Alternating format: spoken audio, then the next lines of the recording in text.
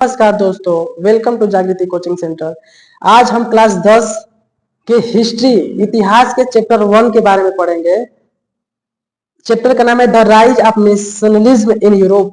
The rise of nationalism in Europe को बिल्कुल story style में पढ़ेंगे। यह चैप्टर सीबीएसई बोर्ड एग्जाम के लिए बहुत ही महत्वपूर्ण है। इस चैप्टर में हर साल एमसीक्यू 3 मार्क्स और 5 मार्क्स और केस स्टडी क्वेश्चन पूछे जाते हैं। अगर आप इस वीडियो को पूरा देख लेते हैं तो पूरा चैप्टर आसानी से समझ जाएंगे। तो चलिए शुरू करते हैं। नेशनलिज्म क्या है? नेशनलिज्म का अर्थ अपने राष्ट्र के प्रति प्रेम, अपने देश की संस्कृति पर गर्व और राष्ट्र की एकता में विश्वास। आज हम भारत को एक राष्ट्र मानते हैं, लेकिन 200 साल पहले यूरोप में ऐसा नहीं था। यूरोप छोटे छोटे राज्यों में बटा हुआ था। हर राज्य का अपना राजा, अपनी सेना, अपनी मुद्रा और अपने कानून थे। यहीं से नेशनलिज्म की कहानी शुरू होती है। फ्रेडरिक सोरियो का चित्र 1848 ईस्वी में एक फ्रांसीसी कलाकार फ्रेडरिक सोरियो ने कुछ चित्र बनाए। इन चित्रों में उन्होंने एक ऐसे संसार की कल्पना की जहां सभी राष्ट्र स्वतंत्र हों। चित्र में विभिन्न देशों के लोग स्वतंत्रता की देवी के सामने मार्च कर रहे हैं। उस समय लोग स्वतंत्र राष्ट्रों का सपना देख रहे थे। अब आते हैं सबसे महत्वपूर्ण घटना पर, 1789 की फ्रेंच रिवॉल्यूशन में राजा लुईस 16 का शासन था। समाज 3 वर्गों में बटा था। पहला first state clergy, second state nobility, third state common people. यह केवल गरीब लोग देते थे। अमीर विशेष सुविधाएं प्राप्त करते थे। जनता परेशान हो चुकी थी। 14 जुलाई 1789 को लोगों ने बेस्टिल जेल पर हमला कर दिया। यहीं से फ्रेंच रिवॉल्यूशन शुरू हुई। इस क्रांति ने दुनिया को 3 महत्वपूर्ण विचार दिए। पहला liberty, second equality, third fraternity, यानी स्वतंत्रता, समानता, बंधुत्व।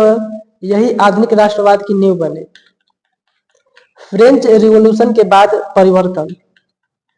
फ्रेंच रिवॉल्यूशन के बाद राष्ट्रीय ध्वज बनाया गया, राष्ट्रीय गान बनाया गया, नागरिकों को समान अधिकार दिए गए, कॉन्स्टिट्यूशन लागू किया गया। अब लोगों की पहचान राजा से नहीं बल्कि राष्ट्र से होने लगी। नेपोलियन बोनापार्ट के बारे में समझे तो 1799 में नेपोलियन बोनापार्ट सत्ता में आए। 1804 में उन्होंने नेपोलियन कोड लागू किया।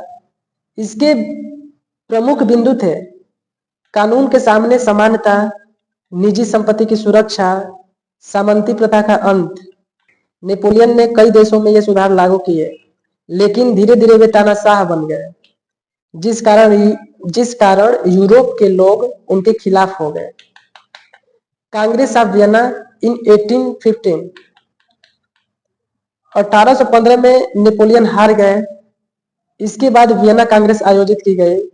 इसका नेतृत्व मेटरनिच ने किया। उद्देश्य था यूरोप में शांति व्यवस्था स्थापित करना, पुराने राजाओं को पुनः सत्ता देना, राष्ट्रवादी आंदोलन को रोकना। लेकिन नेशनलिज्म को रोक पाना इतना आसान नहीं था। लिबरलिज्म और कंजर्वेटिज्म। लिबरलिज्म का मतलब था व्यक्तिगत स्वतंत्रता, समान अधिकार, नागरिकों संवैधानिक शासन। दूसरी ओर कंजर्वेटिव पुराने राजतंत्र को बचाना चाहते थे। यूरोप में इन दोनों विचारधाराओं के बीच संघर्ष हो गया। अब आते हैं इटली के महान क्रांतिकारी ग्यूसेप मैज़िनी पर। 1831 में उन्होंने यंग इटली नामक संगठन बनाया। उनका सपना था एक स्वतंत्र और एकीकृत इटली। उन्होंने युवाओं में राष्ट्र की भावना पैदा की, उन्होंने युवाओं में राष्ट्र की भावना जगाई। उन्हें आधुनिक इटली का निर्माता भी कहा जाता है। 1830 और 1848 की क्रांतियां, 1830 और 1848 में पूरे यूरोप में राष्ट्रवादी क्रांतियां हुई। लोग लोकतंत्र चाहते थे, लोग स्वतंत्रता चाहते थे। 1848 की क्रांति को स्प्रिंग टाइम ऑफ नेशंस भी कहा जाता है। कई देशों में जनता ने राजाओं के खिलाफ विद्रोह किया। फ्रैंकफर्ट पार्लियामेंट, फ्रैंकफर्ट पार्लियामेंट के बारे में समझे तो 18 मई 1848 जर्मनी के फ्रैंकफर्ट शहर में संसद बुलाई गई। यह जर्मनी को एकीकृत करने का प्रयास था, लेकिन राजा ने संविधान स्वीकार नहीं किया। परिणाम स्वरूप यह प्रयास असफल हो गया। जर्मनी का एकीकरण, जर्मनी पहले 29 राज्यों में बटा हुआ था। जर्मनी के एकीकरण में सबसे बड़ी भूमिका निभाई वो थे ओटो वन बिस्मार्क ने। उन्होंने ब्लड एंड आयरन पॉलिसी अपनाई। 3 युद्ध हुए। पहला डेनमार्क के विरुद्ध 1864 में, दूसरा ऑस्ट्रेलिया के विरुद्ध 1866 में और तीसरा फ्रांस के विरुद्ध 1870 में। अंततः 1871 में जर्मनी एक राष्ट्र बना। यह यूरोप की सबसे बड़ी घटनाओं में से एक थी। इटली का एकीकरण, इटली भी कई राज्यों में बटा था। इटली भी कई राज्यों में बटा था। एकीकरण में 3 व्यक्तियों की महत्वपूर्ण भूमिका रही। इटली के एकीकरण में 3 व्यक्तियों की महत्वपूर्ण भूमिका रही। ग्यूसेप मैजिनी, दूसरा काउंट कैवोर और तीसरा गैरिबाल्डी। गैरिबाल्डी ने रेड शर्ट नामक सेना बनाई। गैरिबाल्डी ने रेड शर्ट नामक सेना बनाई। 1861 में इटली एकीकृत हो गया। विक्टर इमैनुएल सेकेंड इटली के राजा बने। मरियाने एंड जर्मेनिया,